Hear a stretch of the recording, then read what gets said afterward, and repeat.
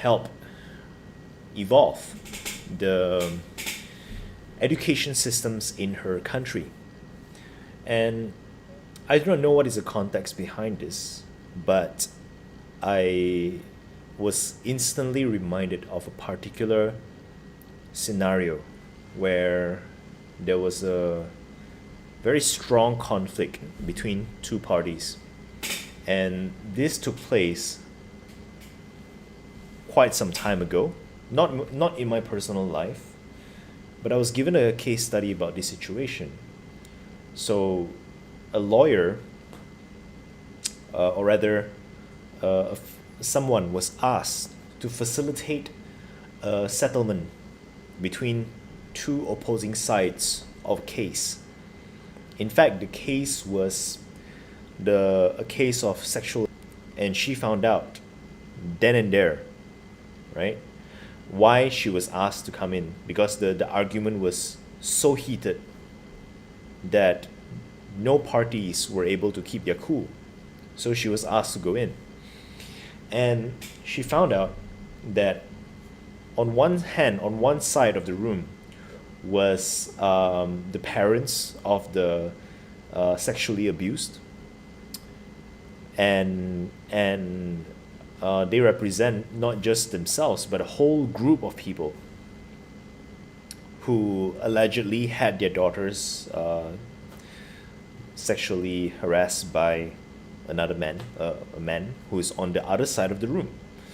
And this guy who's on the other side of the room was like surrounded by his lawyers, right? Advisors. He's rich. So you have two of these parties, like one face to face with each other. One is the alleged suspect, and the other party is this party of people who are angry and totally convinced that this other person in front of them is the person responsible. So, what kind of conflict would be even greater than that? So I do not know the details of how she handled it, but at the end of the conversation, both parties reached a certain settlement, and they even shook hands. You know what's funny is that I was thrust into this scenario as a role play in one of the courses that I attend. It was a course on shadow work, which is a course to show us which part of ourselves that we cannot be with. It is designed to trigger us. It is designed to cause us a lot of emotional turmoil, and it was one of the last role plays of the course. We had multiple role plays, and he asked for a volunteer because he says this role play is gonna be difficult. So I volunteered myself. So I stepped out of the room. I came back, and the setup was like that, exactly as I described to you earlier. So I was then asked to facilitate a conversation over here. If you can probably guess by now, I failed facilitating the conversation. Both parties stormed out of the room. They didn't like my facilitation at all.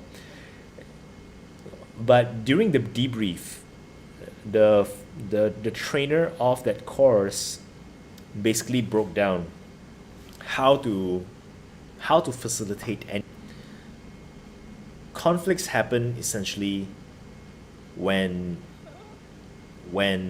two opposing parties or two parties want different things, but they both feel, or one of them feel, that in order for one of them to obtain what they want, they must go through the opposing party, prevent them from getting what they want. Or, so in the case of, let's say, two person wants the same thing, but in order for this person gets this, the other person cannot get the same thing anymore. Therefore, conflict happened. Or two people want the same thing, and there is enough for everyone, but there is not enough time. and there is only a limited amount of resources in the attainment of that goal, and people must decide how to use these combined resources, whether it's time or money. And when one party disagrees with another, you have also conflict. So in various ways conflicts can happen, but essentially why do conflict happen? In my opinion, conflicts happen due to a difference of beliefs, different value systems. That's all. Different value systems, different beliefs, which creates a situation where somebody had this idea: in order for me to get what I want, you must not get what you want. That is basically why conflict happened. And the trainer of that course that I attended, he mentioned this. He says that in situations such as that, if it is true that both parties are, or will, like one person has to go within the two parties, then what needs to happen first and foremost is that both parties must understand each other in order for the conflict to be resolved. And the moment both parties understand each other, their thoughts and their feelings, 99% of the time the conflict will be resolved. It's funny, isn't it? But I invite you to think about it this way.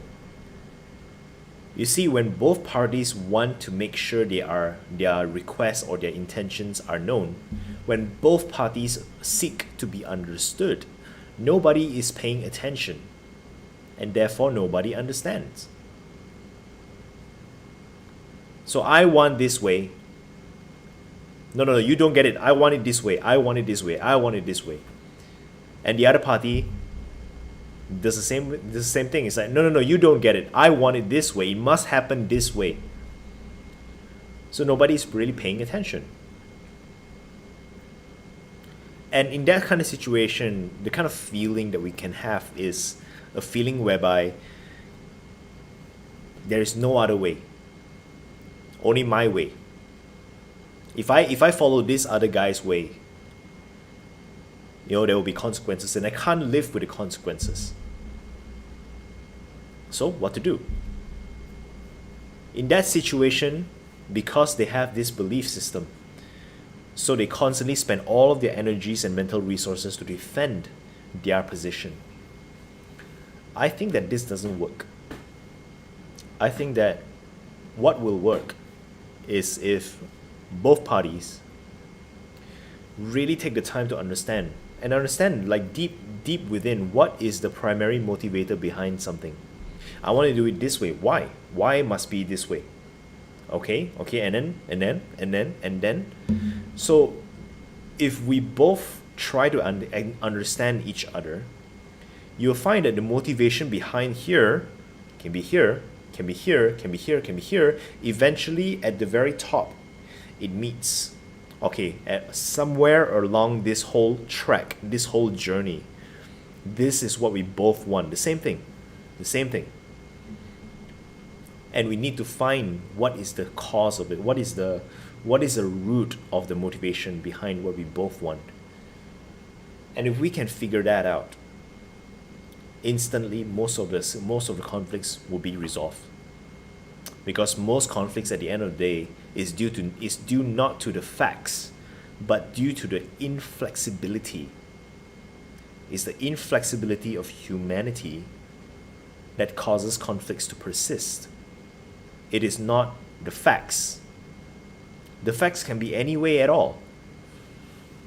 But it is up to us to decide what we want to make of the facts.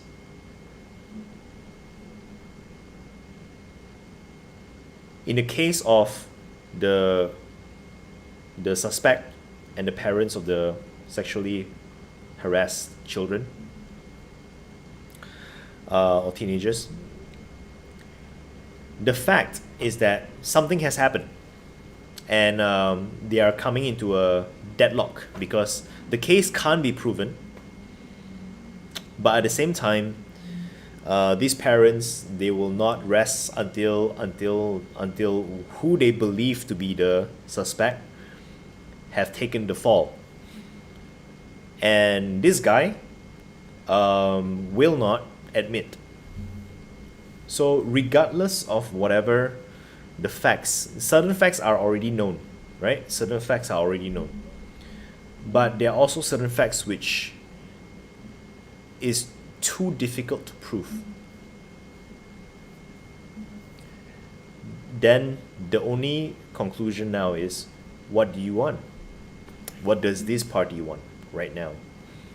What does this guy want right now? But want is not a strategy. Want, we need to figure out what is the objective, what is the final objective, not what strategy we want, but what do we want exactly. So in the case of that guy, this guy, he doesn't care about the money, he doesn't care about this, he just wants to not have his name tarnished, and he's willing to do whatever it takes to prevent that from happening. And these parents, I do not know the details of the case, but they must have gotten something that they wanted from this other guy so that they can move on.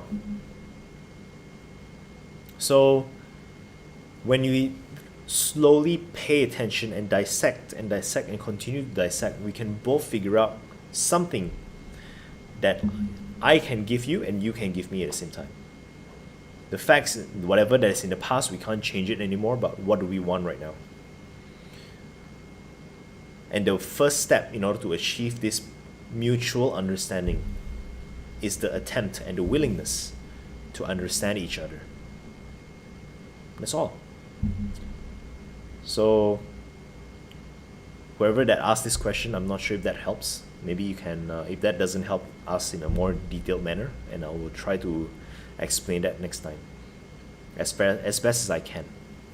So with that being said, that's all I have for today. I will see you guys tomorrow. Stay safe, stay healthy, stay true.